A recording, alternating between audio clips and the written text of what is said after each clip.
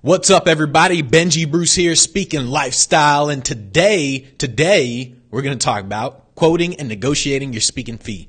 Yesterday we talked about sending your contract out, what you need to do with the contract, that whole shadoodle, whole shebang. Today we're going to talk about quoting your fee, even though I should have switched it around. Yesterday I should have talked about quoting and negotiating. Today I should have talked about today I should have talked about the negotiating, or today I should have talked about your contract, but it's just how we roll, right? We don't feel like doing stuff normally. We're anomalies, right? So let's see who's hopping on real quick, and then we're going to get going. If you guys have any questions, make sure you ask the questions now, because once I'm done with this whole thing, going over this, I'm going to look to see if there are any questions. If there are any questions, I'll answer them. If there aren't, I'm going to be like, peace, skadoodle, skedaddle. All right, that's pretty much what I'm going to do. So if you have any questions, make sure you ask them. What's up, everybody? Richard, Maggie, Wani, Kathy, Bill, what's crack-a-lackin' peeps? All right, so today, like I said, we're going to talk about quoting and negotiating your speaking fees. So remember the pipeline. Pipeline is incoming questions, quote, contract closed. So you're always following the pipeline. In the beginning, you're prospecting, you're finding events, you're talking to them, you're qualifying them, you're sending out the email saying, hey, hire me, son. I'm the greatest speaker you've ever seen in your damn life. And they're like, oh my goodness, please, what do you charge, right? And then they become incoming at that point. After the incoming, you ask questions. You're like, hey, how many people are going to be there? You ask questions about the event. After you ask questions, you're now going to quote the price. So what do you do in the quoting phase? How does this phase really work? So that's what we're going to talk about today. You quote and then what, right? So you already asked questions about the event. Now you're going to quote. You're going to say, hey, it's going to be $1 million to hire me. If you want to bring me in, it's going to be $1 million. If you want me to show up, it's going to be another $1 million. And when I step on a stage to speak, it's going to be another $1 million, right? So you quote your fee. At that point, there's multiple variations in terms of what can happen once you quote your fee. You send out the email, it's going to be X amount. What exactly what exactly happens? Well, the best part in terms of what you want to have happen is they just say, okay, cool, we'll pay you, right? That's the best part. They just say, all right, send us the contract. That is hands down the best part. If they don't, a couple other things can happen. They can obviously say things like, is there any flexibility in your pricing, right? So they can start to try to negotiate with you. And that happens quite a bit. So what exactly do you do? They can say like, oh, is there any flexibility? They can say things like, you're going to get exposure. There's going to be a lot of big wigs there. So you'll get some exposure and all that, right? So they're trying to justify that. They usually do that when they want you to speak for free. And so how do you respond to those things? Another one I put down, we're nonprofit, right? That's another thing. They usually say that when they contact you, though, so they don't say it after you quote them. They say it when they contact you, like, hey, yeah, we'd love to bring you in. We're a nonprofit. So like, how much do you charge for nonprofits, right? Well, I charge the same amount for nonprofits, profits. You don't say that, but that's what you do. So how exactly do you respond to each and every one of those situations? And remember, if you have any questions, make sure you ask the questions. I see your question there, Wani. So, I'll answer the questions. Make sure you ask the questions right now, because when I'm done with this, I'll go through, see if there are any questions. If there are any questions, I'll answer them. If there aren't, I'm going to be like, all right, peace, right? So basically, the way you respond is going to be very different based on where you're at in your speaking career. In the beginning, and this is what I talk about a lot, in the beginning, you pretty much do whatever it takes to get on a stage. You will speak for free. You'll pay to speak on a stage. You'll freaking whatever you need to do to speak for free. That's what you do, right? So in the beginning, if they say, is there any flexibility on pricing? You're like, yes, of course there is. Please hire me, please. Like, that's what you're doing in the beginning, right? They're like, we're a nonprofit. Do you have any special rates for nonprofits? Oh, yes, of course I do. Please hire me. That's what you're doing in the beginning, right? Eventually, you want to get to the point where you don't need any gig. Like you have to hustle so hard that you get to the point where you are overwhelmed by the people who are responding to you. You're overwhelmed by the amount of gigs that you're getting. And then at that point, you simply do not need to say yes to anything you don't want to say yes to. You want to get to that point as fast as possible. And it doesn't even matter in terms of just getting gigs. It could be like, if you're like Wani, if you're an attorney, let's say you're making really good money, you don't actually need the gig anyways. So you can turn it down. So you don't even need to just be doing this full time and just be doing 100 gigs every single year. It's just a matter of getting to a point where you don't actually need the money. But in the beginning, you have to think, maybe I don't need the money, but I truly want to do this like full time or whatever. If you're not doing it full time already, you're like, I truly want to do this. So in the beginning, you're going to do things very differently than when you're already established, right? And so, by the way, what I mean by established, I do not mean that you've been speaking for a long time. When people tell me they've been speaking for 20 years, I'm like, it doesn't matter. If you've been speaking for 20 years and you haven't made $1 million yet off of speaking, you're doing something wrong. And so when people brag about how long they've been a speaker and they're not really making any money, that is actually a bad thing, because it's basically telling me you haven't been really doing anything for 20, 30 years. So it's one of those things where it doesn't matter how long you've been doing it. The only thing that matters is how much revenue you're actually generating from doing it. That's the only thing that matters. So when I say beginning versus established, I do not mean how long you've been doing it for. I simply mean what exactly, like, where are you literally in your speaking career? This is something that it doesn't matter what I ask you, like, where are you at in your speaking career? It's a reality, right? What I mean by that is, if you ask any speaker or any business person, any entrepreneur, how's business going? They're going to be like, it's going great, right? They know the reality is they're not making anything. They're like, oh, I'm not getting any gigs. Oh, it's horrible. They know that's the reality of the situation. It's one of the reasons why I don't ask speakers, how many gigs do you do? How much do you make? Because I know they're going to probably lie about it. And so it's one of those things where you just need to understand the reality of your situation. If you don't have gigs lined up, you have to do things that, you have to agree to things that you technically wouldn't do if you did have gigs lined up. And so you just have to be aware of your reality. So enough of that. Let's get to the responses. So let's say you quote your fee. It's like $1 million. You're like, is there any flexibility on that? Like, any flexibility on the $1 million? Well, at this point, you just want to make sure that, just understand that when people ask for discounts, that doesn't mean they can't afford it. And so it's really important that you get that through your head, right? When people ask for a discount, that doesn't mean they can't afford it. In fact, if anything, they're probably Israeli, okay? It's like my mom, one thing she knows about, just negotiating in general, just from being from Israel, you always negotiate, right? When people say, especially like Israelis, whenever she's walking, she knows that someone's an Israeli inside the mall and they're selling something. She's like, never pay a full price on that thing. Always tell them like, hey, all right, I'm from Israel. What are you going to do for me? Right. So, and that's literally true too. And you don't have to say yes to it. When people say like, is there any leeway on that? Right. You don't have to say yes to it. It's like, no, that's the fee. Right. But most people, they kind of crumble on that. They're like, oh, is there any leeway on that? We're a nonprofit though. It's like, is there anything? So most speakers, once again, they kind of crumble. They negotiate against themselves. And so you just want to, you want to understand that when people say that, it doesn't mean they can't afford it. It just means they're asking for it. That's all they're doing. And so, I do it all the time, right? So like, just recently when I went to the movies, I do this quite a bit, right? So when I go to the movies, I tend to say like, do you have any like special discounts for black people? And so if they say no, I'm like, any special discounts for Jewish people? And so I just say something like that, right? And a couple times they actually did give me a discount, like literally a couple times. They were like, all right, I'll tell you what, I'll give you the employee discount just because you made me laugh, right? So I've done that several times. So there's nothing wrong with asking, because people will actually do it from time to time. So that's why they're asking you in terms of, is there any leeway? We're a nonprofit. So just keep that in mind. You don't have to say yes. It's really, really important that when you quote your fee and they respond in any other way other than saying, all right, send us a contract. If you quote your fee and they're trying to negotiate, well, before you do that, don't negotiate against yourself. I cannot stress it enough. You guys have heard me talk about this before. Do not negotiate against yourself. When you quote a fee, just shut up. Literally just shut up. Just say it's 10 grand, it's 20 grand, whatever you're going to charge. It's X amount. That's it. Just say that. Don't say, it's $10,000, but for you, I'll do it for $7,500. Don't say it's $10,000, but if you send 100% of the fee, it's going to be $7,500. Don't do anything like that. Just say it's $10,000. That's it. Or however much you want, $1 million, however much you want to charge. So it's really, really important that you don't do that. When people negotiate against themselves like that, the reason why they're doing it is because they're afraid they're going to lose the gig based on price. That is never the case. You never lose a gig. You almost never lose a gig because of price. And so it's really important that usually the price difference that you give when you negotiate, it's not that big of a difference anyways. So when people negotiate, let's say 10 grand, they're like, all right, 7,500 to a company, 7,500 and 10 grand is the same thing. Like, it's the same thing.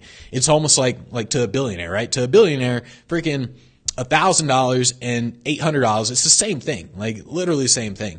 And well, maybe not to like Warren Buffett, because he's like, nah, give me an extra penny, right? So Warren Buffett, he's like a penny pincher, right? But anyways, so you got to understand that, when people ask and things like that, you're not negotiating against yourself. I can't stress that enough. It is a natural reaction that almost every speaker has. I had it when I was starting everything.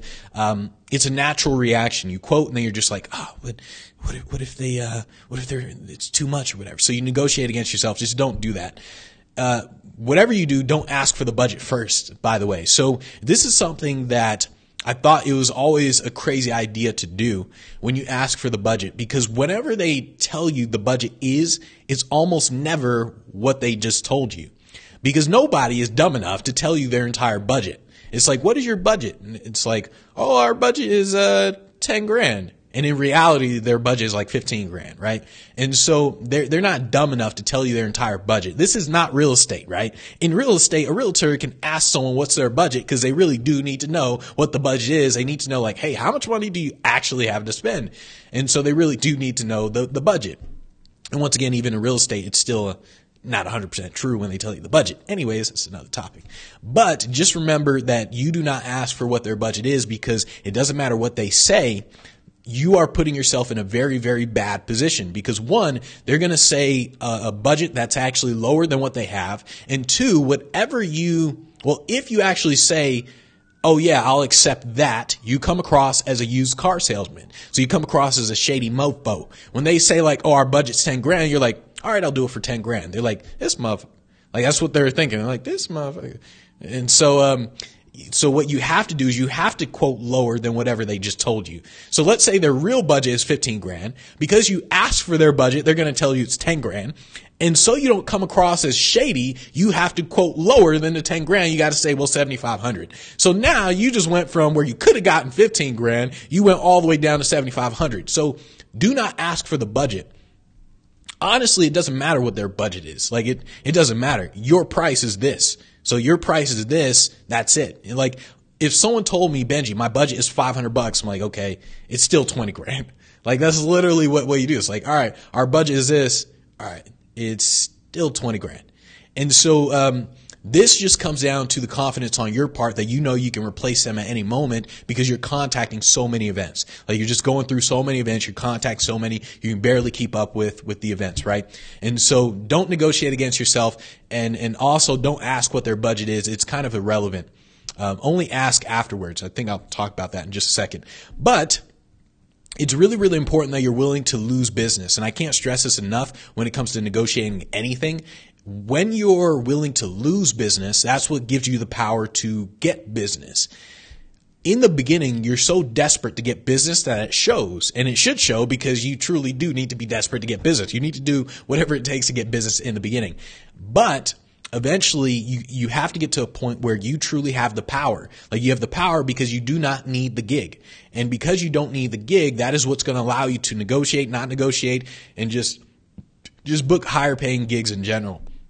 So, once again, when you quote your price and then shut up. And then at that point, there's a couple different ways to quote. Okay. And what I mean by that is this. So one way is you can say it's X, it's $10,000. Do I send the contract to you or somebody else signing?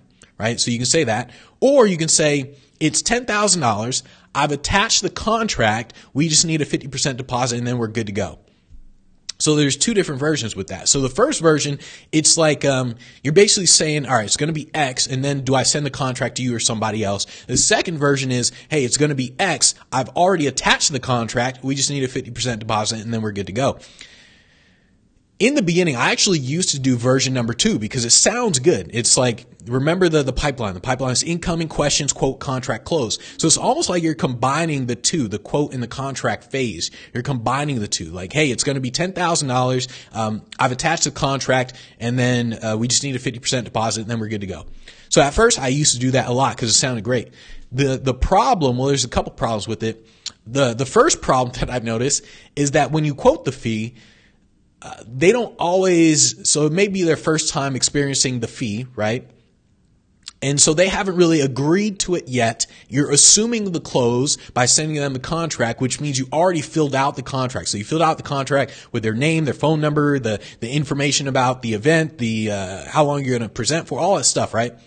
And when I realized after doing that for a while, I'm like, all right, let me do this. Bam, bam, I filled all the information. I would send it that way, like, hey, it's going to be X amount. I just need a deposit. Here's a contract. Bam, we're good to go, right? And then I realized, I wouldn't hear from them again, or they'd be like, oh, that's too much. And, is there any room? Can you negotiate, whatever? And then I realized, like, damn it, I just spent all this time, a couple minutes, filling out the contract, and then it's a no-go pretty much. And so after doing that a few times, I was like, you know what? I'm going to send them separate. So I'm only going to quote the price and then say, hey, do I send the contract to you or somebody else? I'm going to ask that question because I want that commitment one by one. All right, so I want them to commit to, yes, that's a good fee. Then I send the contract and they say, okay, now they fill it out and yes, here's the deposit. So I get them to commit one by one instead of two things at once. So they commit to the price and they commit to the contract in one, or they commit to the price first, then they commit to the contract. So I wanted that where I didn't have to do any of the extra work in terms of filling out contracts and all that. And that's what's going to happen when you contact a lot of events. So in the beginning, you might be saying, Benji, why are you so damn lazy? It only takes you a couple minutes to fill out the contract. Well, it does if you only get one gig every freaking month. Like, then it's not a big deal. But when you contact so many events and all these events are asking for your price and everything, when you actually are hustling, it is a big deal because your ass is wasting a lot of time. And so that is one of the reasons why I split it up. And so just remember that in terms of the wasted time that can happen in terms of contracts like that. But you can use either one of those ways. So let's see. So if you send two prices in the contract, what? Oh, okay. Oh, that was the other one, right? So then I said basically if you quote two different prices. So let's say you're talking about the event and then they're not really sure if they want 45 minutes or 60 minutes or whatever, or if they want a speech or a speech plus a workshop. So at that point, you can send both contracts, and this is what I've done several times. I'll just send both contracts. I'll tell them, hey, fill it out. Fill out whichever one you want, and then return that one. So that's what I do all the time. So it's like, and when I do this, by the way, I don't really fill out the contract. I don't fill anything out. I'll just send the blank contract for them to fill out. Usually I like to fill everything out, right? But if this is the case where I'm sending two contracts, I don't fill anything out. I just basically copy the Google document, paste it into two different Google documents. I send them both and I say, here's the one where it's just the speech. Here's the one where it's the speech and the workshop. Fill out whichever one you want and send it back to me, right? The only thing that I'll fill out is the actual pricing. That's the only thing that I'll fill out. They fill out everything else. So that's what you do. And I'll do that with a 45-minute presentation and a 60-minute presentation. So it's like, hey, here's the contract for 45 minutes and 60 minutes. Just fill out whichever one you want, send it back to me. So that's what I'll do all the time.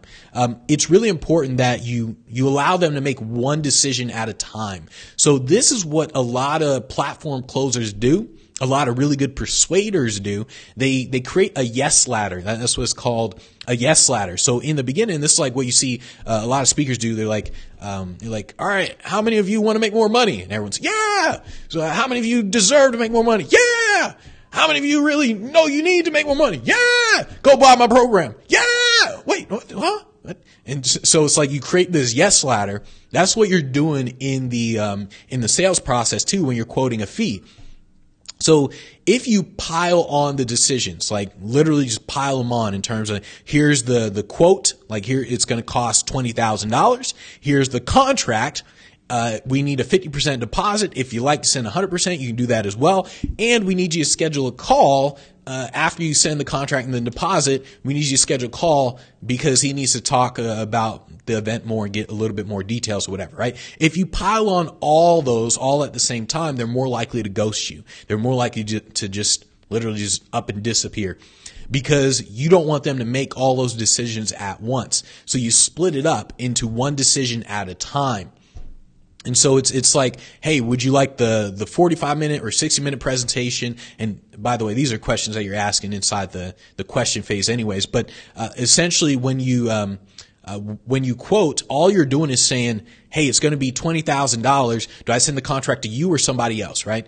And so that's what you're doing. You're getting them to make one decision. It's like one level of commitment. They're like, oh, send it to me, right? They know that if you just send the contract, that's it. Like there is no 100% sure. Just because you send them a contract doesn't mean they've lost any money yet, right? So they know that. So it's like, all right, yeah, send us a contract. Sure, why not? They haven't committed 100% yet. But if you said, send us or I'll send you the contract, we need a deposit and all this stuff, then it's like, oh, dang, now they got to make this real decision at this point. So you're piling on too much for them.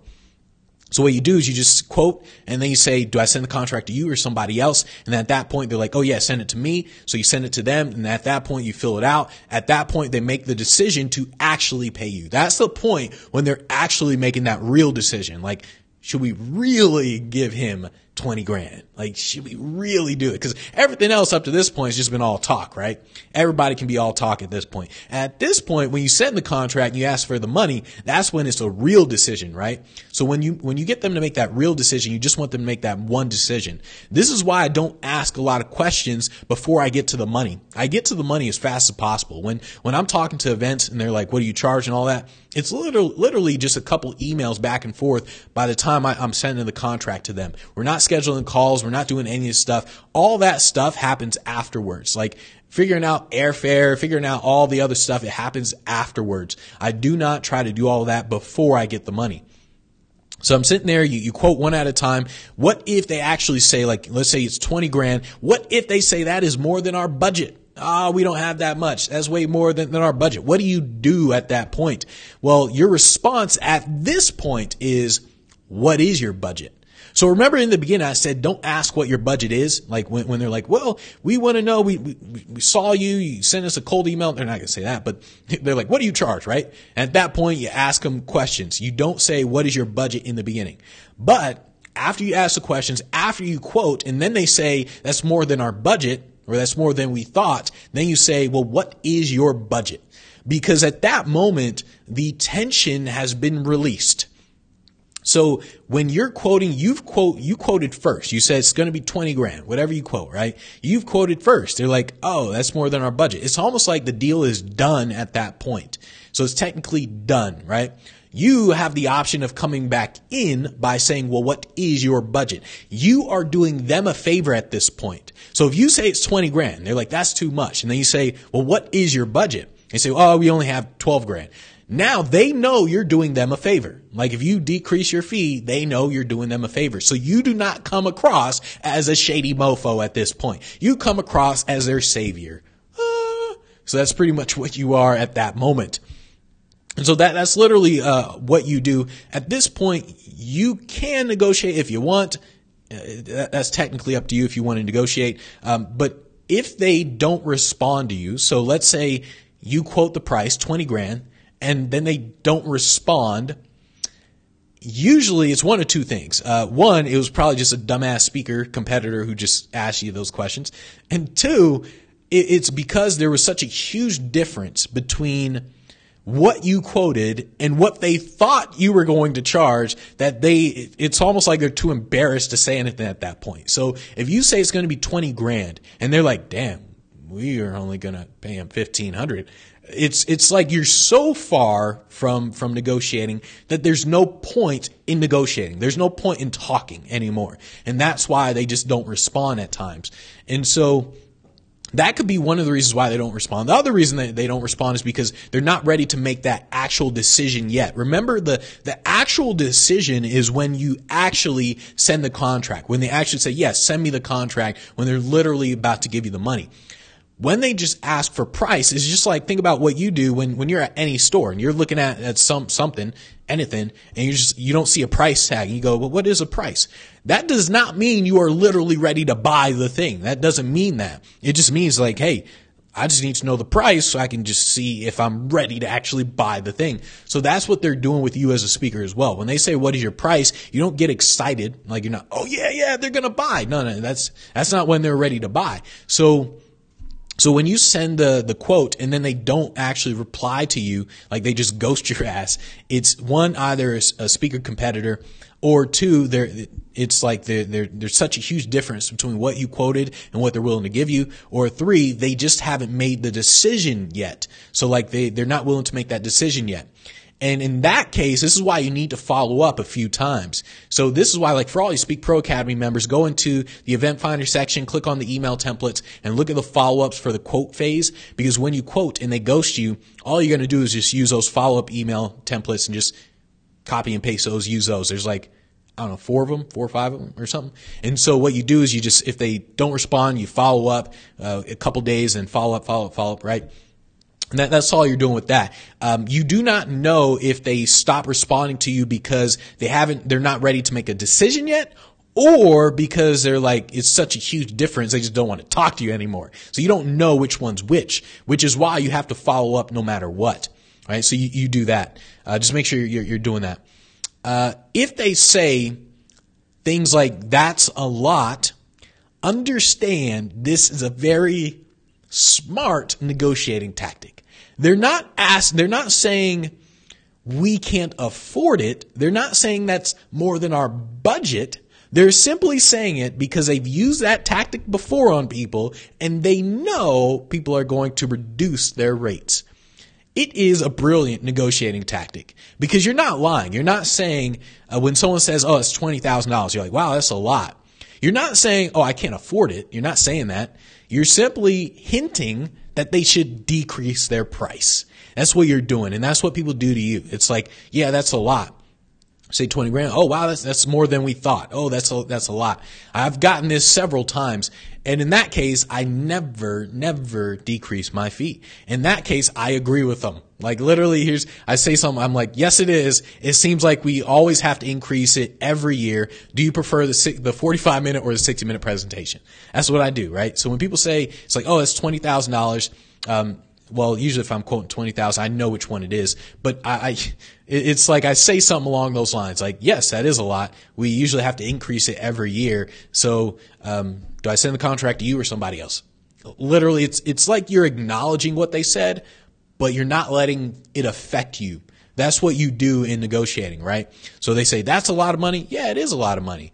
So do I send the contract to you or somebody else? And that's what you're doing. So they're not actually saying we don't have the money. Just keep that in mind. And so, see, I mentioned what you do after you respond, you follow up, okay. In your follow up, right? So let's say you quote the price, they ghost your ass. It's like, all right, it's going to be $20,000. Where do you go? And they just ghost you, right? And now you're following up. It's really, really important that your follow ups don't sound like you're begging. I can't stress that enough. You should not sound like you're begging in any of your emails. This is the hardest thing for speakers to do, is just to sound in demand in general. If you sound like you're begging, you will lose the gig because they're like, this dude, I don't know, right? Like you'll literally lose a gig, right? It's just like let's say in dating, like in the beginning, you may like someone, but if they keep talking to you 24/7 and they're just bugging you all the time, you lose that factor. It's like the love connection's no longer there. You're like, this person's so desperate, man. And so you just lose it, right? And so the same thing happens with a gig. If you come across as desperate, you're going to lose it. So your follow-up email shouldn't sound desperate. There's really no reason to say things like, I'm following up with you on, there's no reason to use the words I'm following up with you. Just follow up with them. If you say I'm following up with you on the contract or whatever, I'm following up with you on the contract. You don't need to say that. You just say, hey, Jane, did you guys sign the contract? I need it by X date. Like there's no reason to say, hey, Jane, I'm following up with you on the contract. Did you guys sign it? I need it by X date. You just ignore the first part. Don't say I'm following up with you. And so it's really important that you don't say, you don't sound desperate. One of the final things that I say in both the quote phase and the contract phase, when people don't respond, when they ghost me, the final thing I always say is a statement. It is no longer a question. It is not, hey, are you guys going to have the contract back by this date? It's no longer a question at this point. It is now a statement. I say, I'm going to assume it's a no-go, so I have to give the date to somebody else. It is now a statement. I do not ask, are you guys still interested in the date? Can you send I don't ask any question. I make a statement. I say, look, I haven't heard from you, so I'm going to assume it's a no-go. I'm going to give the date to somebody else. Thank you. Bam, done. And at that point, I'm done with them, right? I don't follow up, none of that stuff. And the actual template of that is inside of Speak Pro Academy. It's really, really important that when you quote, and I mentioned this yesterday, you always get a 50% deposit every single time. No matter what, always get that deposit. You simply say, like, we just need a 50% deposit. After we get that, we can put you on the schedule and we're good to go. That's all you got to say in the email. And so at that point, if you need to schedule a call, if you need to talk about other details like ground transportation, what specifically you need at the event, if you need to talk about details like that, you do it after you get the deposit, not before. Because if you're doing it before, you're literally wasting your time and their time, and you don't know if they made a decision yet. And so that's why you don't do it before. You do it after the deal is sealed, after you get the money, right? And once again, in the beginning, as a beginner speaker, you have to have a lot of leeway with what you're doing. So in the beginning, if they say, we ain't sending your ass no 50% deposit, you're like, fine. That's pretty much what you do in the beginning. Okay, fine. And so be depressed all you want, but still say yes to it, because you have to do it in the beginning. And remember, when you quote the fee, always ask for 100% up front. Don't give a discount on this, but always ask for 100%. Just say, we need a 50% deposit, and then say, if we get that, we're good to go. But if it's easier for you to just send the full payment up front, then that'd be great as well. Instead of cutting 2 checks, you guys can just send out 1. So it's really easy to do that. When you send the quote, if they don't respond, do the follow-ups and all that. And once you quote, once you have the contract and everything, at that point, you simply just put it into your CRM. That's all you do. You put the document inside of your CRM. That way, when you open that lead, the lead of McDonald's event, you open McDonald's, you see the document there. You see the contract there. Because I remember when I was contacting so many events, I couldn't find contracts of the events on my computer. Like, I didn't know what I labeled them. I didn't know what I titled them and stuff. And so I would go on the computer. I'm like, damn it, where the hell is this contract? Cause I'm like looking for the exact address of the event. I'm like, where the hell is this contract? I'm like trying to figure out, and I'm going through the previous emails. Like, all right, damn it. When was the date? Maybe I can match the data. And I was trying to do that, and it was just wasting time. So what you do is, after you get the contract, you quote, you get the contract. At that point, you put everything into your CRM inside the document section in CRM. So if you're like, all right, well, where was the McDonald's event again? At that point, you just open up McDonald's inside of your CRM, look at the actual contract in there, bam, you're good to go. So it's really, really important that you do little things like that. That way you don't waste your time, and you're truly organized. And remember, act like a real business, by the way. So that's what a real business would do. Imagine if you actually had employees. You can't just have this stuff on your computer. Like, why would you just put it on your computer? Your employees need to access it too. So they need to be able to go into the CRM and see the contract and all that. They need to access that. It's really important that in order to get to this phase, you build a lot of momentum. And you build momentum by contacting a ton of events. You guys have to get to a point where you're contacting so many events, it's hard to keep up with the events. You want to get to that point. Just contact so many, it's hard to keep up with the replies. It's hard to keep up with follow-up tasks. Get to that point in your business. That's what's really going to allow you to grow your speaking business, get on stages, get to that quoting phase, a contract phase. That's what's going to allow you to get to those phases. So that's pretty much all I want to talk about in terms of quoting your fees. Now let's answer some questions.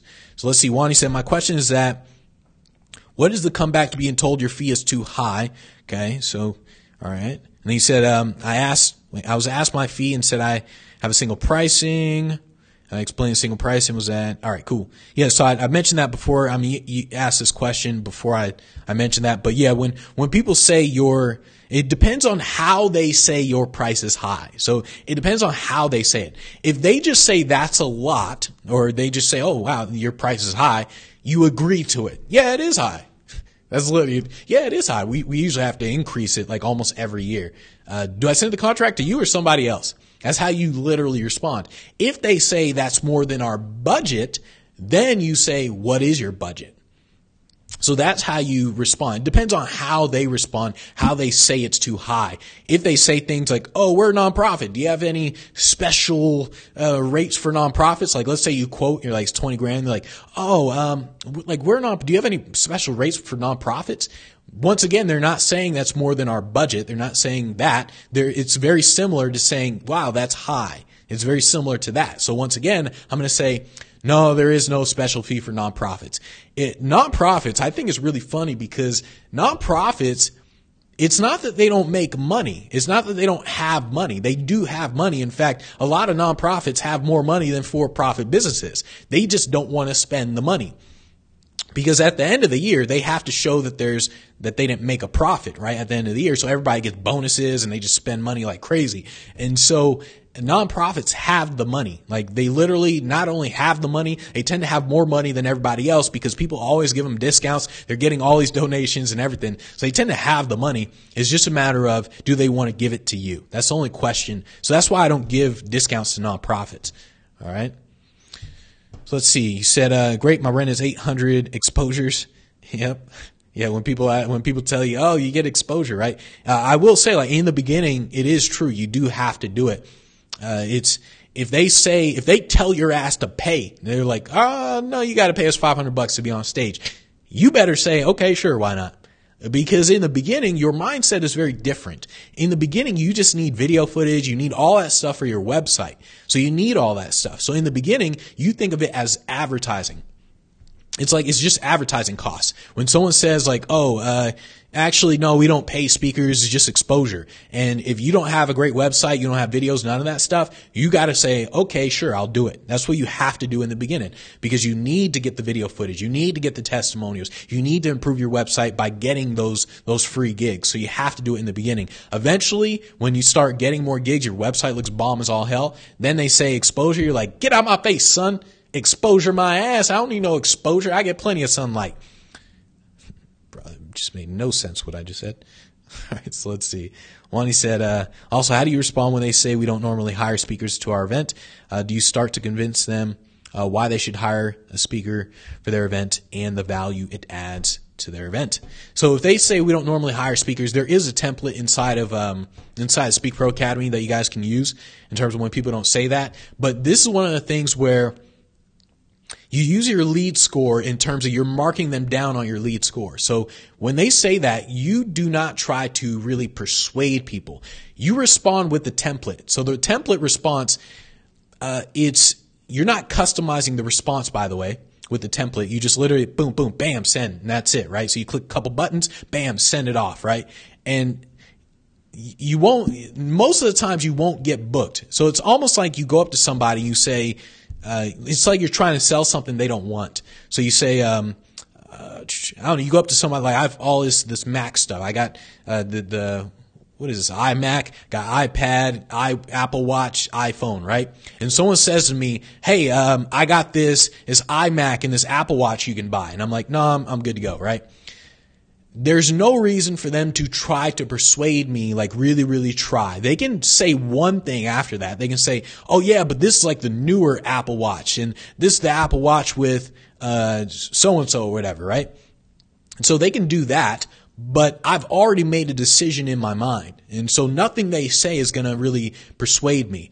And so at that point, they're going to be wasting their time if they keep hitting me up all the time. Dude, you sure you don't want the iMac and the Apple Watch? You sure? So they're going to be wasting their time. So what they could do, they could just say one response. I got the Apple Watch. I already got the updated Apple Watch. Got the updated iMac, right? You're like, oh, all right. Well, if you want an Apple Watch that's purple that matches your brand, then let me know. So they can say something like that and then bam, they move on to somebody else who's actually looking for what it is they're selling. Same goes with you as a speaker. When they say we don't really hire speakers, you do want to respond to that, but you respond with a template response, a template inside Speak Pro Academy. You respond with a templated response, and then you move on to the next event. Because, like I said, you're not going to persuade them. If they made the decision, you're not going to persuade them. You're just going to bother them at that point. All right, so you said, when do I know to raise my fees? Whenever the hell you want. Literally, I kid you not. That is literally the answer to raising your fees. The way you raise your fees, and I actually have a video on this where I talked about it, but the way you raise your fees is you have to look like you're charging what it is you're asking for. So anyone can start out at a $25,000 speaking fee level. Anybody can start out there as long as you look like you're charging $25,000 for gigs. So if you have like a ton of footage, and let's say it doesn't even need to be footage of you speaking on a stage. Let's say you're just a celebrity, right? And celebrities will charge way more than that, but actually celebrities are perfect examples, right? Celebrities, I mean, they become a celebrity through singing or whatever. They just become a celebrity through, let's say, singing, right? They have never spoken on a stage as a speaker before in their entire lives. Like they haven't done it, but they instantly start out at $100,000 minimum to bring them into an event. Why? Because they're a celebrity. Because they look like they're worth that much, because that's actually how much they probably are worth in terms of their time. And so they instantly start out with a high fee because they look that way. They may not have a single video of them speaking on a stage, but they have all the other stuff that makes them look like they're worth what they're asking for. So it's the same with your speaking fee. This is why I keep telling people your website. Like that is a thing that does all the selling for you as a speaker. It's your website. All right. So, but yeah, in terms of your speaking fees, what I tell everybody is first get the process down in terms of, can you get yourself hired? And, I mentioned this to a member, a Speak Pro member, where I said, hey, use the system and just don't even ask for anything, right? Don't even ask for $1,000. Don't even ask for $100. Just do it for free. The reason is because you want to get the process down of cold emailing. You want to get used to finding events, talking to events, having the conversations, like actually doing the process, like copying and pasting into your CRM, using the lead score and following up inside of the CRM. You want to get used to the process first. It's like when I was learning the boxing and the guy was here. So he was like, all right, punch like this, right? So I went fast. I was like, boom. I was like Bruce Lee stats, boom, right? I think I went so fast he didn't even see me punch, right? But I was like, boom. And so because I did it fast, I didn't do it right. So he was like, oh, no, slow down. So I was like, all right, I get it. You couldn't see what I did. I slow down for you. So you got to slow down when you punch. He's like, okay, you twist and all that. And he's like, all right. So it's like you got to slow down to do it right. The same goes with you getting hired as a speaker. In the beginning, if you charge a lot because you think that's what you're worth or whatever, if you charge a lot, you're putting a barrier in place that's going to allow you to not get hired pretty much. You won't do it right. And so don't charge a lot in the beginning, and then eventually you can. It's just like what I was doing with boxing. In the beginning, it's like do it slow. And after I got it right, then I was able to go fast, right? So, and then I was like, you thought Bruce Lee was fast. It's because you haven't seen me. All right, so let's see. All right. And then you said, are you saying Jews are cheap? Well, I'm pretty cheap. So yeah, I'm pretty damn cheap. Let's see. Nick said, desperate business people can make bad decisions. Desperation is a poisonous scarcity as a mindset. Yep. All right. So let's see. Tammy said, when you say I'll follow up or I'll follow back up with you later in the year about the next year's event, is it the same response if you're following up for their next event? Do we say I'm following up? You never say follow up. Like I literally never say I'm following up. It is one of those things where it just doesn't matter. Like you just don't say I'm following up. You're wasting time when you say I'm following up with you. So if you're following up for next year's event, you just say, you basically remind them. It depends on how long ago it was, really. So let's say they're like, okay, we're not, what is it, January, right? So if they're like, we're not planning or we just had our event, we're not planning the next one till August, right? And at that point, you're like, all right, let me set a follow-up date, a month before, maybe like August 1st, whatever, right? So you set a follow-up date a little bit before when they told you they're going to plan it. So at that point, you simply just say something like, hey, Jane, we were talking last year about you guys bringing me in. And I do assume that, by the way, I do say we were talking about you guys bringing me in. Remember, here are the videos. And that's kind of what I'm doing. I'm not saying I'm following up. I'm just following up. That's what you do with your follow-ups. Don't tell people I'm following up with you. Don't say that. Just follow up with them. So it's really important that you do that. All right. So Rich said, we're a nonprofit. That's nice. I'm not. Yeah, I like that. All right. So Wani said, actually checking the email, they said my fees were outside of their budget for the speaking engagements. So I will follow up with asking, what is their budget? Yeah, exactly. Yep. So they say, hey, that's more than our budget. Whenever anyone says that's more than our budget, always, your next step is, what is your budget? That is always your next step. Every single time. What is your budget? Do not ask that before, you ask it after. All right, said, once they say that's more than our budget, what's the point of asking them what their budget is? Are you going to reduce your price at that point? So that's the purpose of asking them what their budget is. And because you also want to know where people think you are. So here's what a lot of speakers do. A lot of speakers are like, I was born for this. I'm meant for speaking. This is what I'm born to do. I deserve to get paid 10 grand. I deserve it. I know I have a sucky website. I know I don't have any videos on there, but hey, everybody else is getting paid 10 grand. I deserve to get 10 grand, right? And so speakers think they deserve to get paid a certain amount because other speakers are charging this amount, or they think that's the average fee. And so when you quote this average fee, whatever it is, 5 grand, 10 grand, 20 grand, whatever you quote, and people keep telling you that's more than their budget, that is a sign to you that you are not worth as much as you think you are. And so you need to combine delusional ideas with practical execution. So in your brain, you always value things more than what other people value them for. So like, ask any realtor this.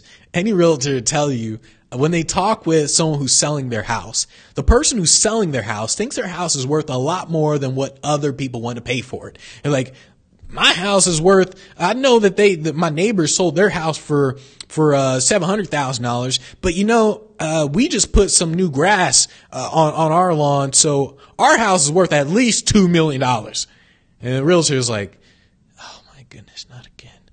And so that's what happens with speakers too. Speakers are like, I'm worth at least 5 grand or whatever, right? Whereas other people look at the speaker, they're like, this speaker looks like a scrub. I don't know if we can even pay this guy $1,500.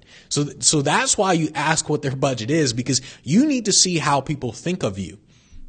And so if you keep getting that all the time, let's say you're quoting $10,000 and people are like, oh, that's more than our budget. We only have $3,000. And then it's like, well, that one, it's like, okay, all right, they thought I was worth $3,000, whatever, didn't want to talk to you anyways. Then you talk at another event, like, all right, it's going to be $10,000. They're like, well, it's more than our budget. Well, what is your budget? Oh, our budget's $3,500. Didn't want to talk to you guys anyways. Oh, okay, yeah, it's going to be 10 grand. Oh, that's more than our budget. What is your budget? Oh, our budget's only 2,800. Huh. So that should be a sign to you that maybe people think you're only worth around the $3,000 range. So you got to step your game up. So that's one of the reasons why you need to ask for the budget. What you're doing with business in general is you're always getting information, right? So it's like even, like downstairs. So downstairs, the front desk guy, he asked me, he's like, Benji, have you ever sued anybody?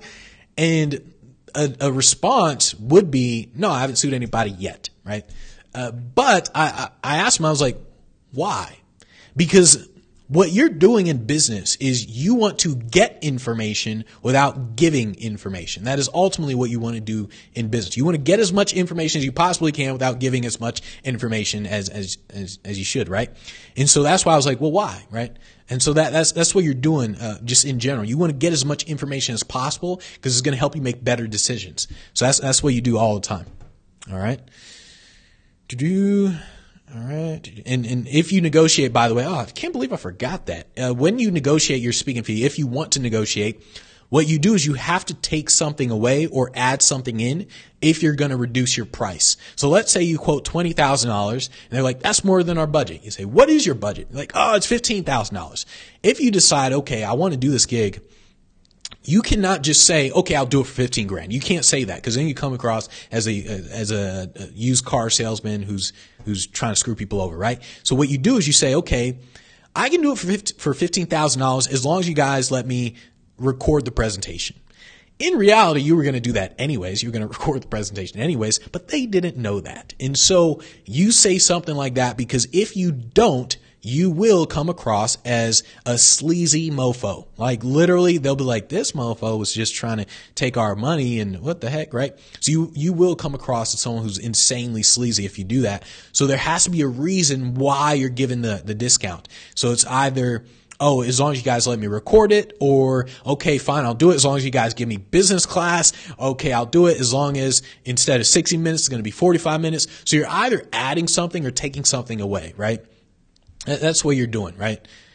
And by the way, I don't have the wording here, but one of the other things I would do in that case is I would get them to commit before I committed. And what I mean by that is, so the VAs talk to them the entire time, right? So it's like, it's going to be $20,000. They're like, oh, it's more than our budget. What is your budget? Oh, it's 15 grand. So then I would come back and I'd say, okay, Benji might be able to do it. But before I ask him if he can do it for $15,000, if he says yes, is it a done deal? So I get them to make that commitment before I come back and say yes, right? And it's just because, like, once again, I want them to commit. Like, I want them to commit to this. I don't want me to go to them and say, okay, yeah, he'll do it for 15 grand. And then all of a sudden they're like, oh, sorry, we went a different route. And that's happened several times. That's why I'm like, these motherfuckers, like, that would piss you off. Like, you're like, all right, it's 20 grand. They say, oh, we only have 15 grand. Okay, fine. I'll do it for 15 grand. Oh, we decided to go a different way. What the hell? And so that's like how it makes you feel. So what I did in between that is, if I negotiate, then they say, I'll say 20 grand. They say our budget's only 15 grand. I'll say, okay, if Benji can, if we can get Benji to commit to the 15 grand, like, would it be a done deal? And so that's what I do. And then they say yes. And at that point, it's like, okay, he'll do it as long as so-and-so, right? So that's what I do in between that. So Simone said, what is your response when someone says, unfortunately, we are not able to do this due to our budget? And you respond, what is your budget? And they say, I don't have the number in mind. That doesn't make any sense. So if they say, due to our budget, and you're like, what is your budget? They're like, I don't have that number in mind. It's like, didn't you just have a budget? Like, that doesn't make any sense. I haven't gotten the response because it doesn't make any sense, right? It would literally, yeah, it doesn't make any sense. Like, if literally someone says that's more than our budget, you're like, what is your budget? You're like, oh, I don't really have anything in mind. I thought you just said that's more than your budget. Well, I mean, so it's like, once again, it doesn't make any sense. And so, just make sure you're contacting people so you're getting real responses. That's one of the what if questions that doesn't actually happen in real life because it doesn't make any sense in real life. If someone has an actual budget, they know what the budget is. So they wouldn't be able to say, oh, it's not something we thought about. It's like, wait, you just said you had a budget, right? So it doesn't make any sense. All right. So that's essentially what you're doing when you're quoting your fees. All right. So tomorrow, 9 a.m. Pacific time, we're going to talk about something else. Monday through Friday, 9 a.m. Pacific time. If you guys have any questions, especially Speak Pro Academy members, make sure you ask them. If you guys aren't a Speak Pro Academy member, go to speakproacademy.com. Make sure you sign up. That's how you get my help in terms of getting on stages. That's where you get all the training inside of Speak Pro Academy, all the templates, resources, all that sort of stuff. The private Facebook group where you guys can ask all the questions, where we really like go into detail in terms of what it is you guys are doing. Let's see. Bill said, when a college says they're going in a different direction, what does that mean? That means they ain't hiring your ass. They're like, that's what it means. They're like, we ain't hiring your ass. So when they say they're going in a different directions, it's a nice way of them saying, no, but it's also because they don't think you're worth paying for. So when people say that, they don't think you're worth what you just asked for. That's literally what they're saying. But they're not going to say that. It's rude to say that, right? So they're not going to say, oh, $20,000. We decide we're going to go in a different direction. They're not going to say, oh, $20,000. Dude, you don't look like you're worth $20,000. They're not going to say that to you. So they say it in a nice way. They're like, we decided to go in a different direction. And so that's what it means, right? But ultimately, what you want to do, this is why I keep saying you want to contact so many events that you have all this momentum behind you. Any one deal doesn't matter to you. It doesn't matter if it's $50,000. Doesn't matter what it is. You've got so many deals going on. It doesn't matter. And that's where you need to get to as fast as possible. So when they say something like, we decide to go in a different direction, you say, okay, thanks. If you guys change your mind, here's the website. Bam. And then you move on to the next people. Bam. You start talking to them, right? So it doesn't really matter in terms of any one event. So that's what you're doing. All right. So we are good to go for today. Thanks everybody for showing up Monday through Friday, 9 a.m. Pacific time. So we will talk tomorrow. Tomorrow is Thursday. I just did that. Didn't light up. But yeah, tomorrow, Thursday, 9 a.m. Pacific time. I will see you guys tomorrow, 9 a.m. Pacific time. Take care, everybody.